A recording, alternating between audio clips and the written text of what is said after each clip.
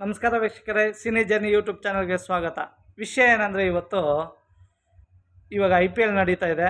IPL ನಡೀತಾ ಇರೋದ್ರಿಂದ ಇವತ್ತು ಚಿತ್ರರಂಗ ಸ್ವಲ್ಪ ಸೈಲೆಂಟ್ ಆಗಿದೆ ಅಂತ ಎಲ್ಲರೂ ಅನ್ಕೊತಾ ಇದ್ದಾರೆ. ಆದರೆ ಇದಕ್ಕೊಂದು ಉದಾಹರಣೆ ಹೇಳ್ತೀನಿ ಕೇಳಿ. ದುರಂಧರ್ ಅನ್ನೋ ಒಂದು ಸಿನಿಮಾ ಇವತ್ತು ಸಮೇತ ಪ್ರತಿದಿನ 60 ಕೋಟಿ ಕಲೆಕ್ಷನ್ ಮಾಡ್ತಾಯಿದೆ. ಅದು ವೀಕೆಂಡ್ ಆಗಿರ್ಬೋದು, ವೀಕ್ನಲ್ಲಾಗಿರ್ಬೋದು. ಸೋಮವಾರ, ಮಂಗಳವಾರ, ಬುಧವಾರನೂ 60 ಕೋಟಿ ದುಡಿತಾ ಇದೆ ಅಂದರೆ ಸಿನಿಮಾ ಮೇಲಿರೋ ಕ್ರೇಜು, ಸಿನಿಮಾ ಕೊಡೋಂಥ ಮನೋರಂಜನೆ IPL ಕೊಡೋಲ್ಲ.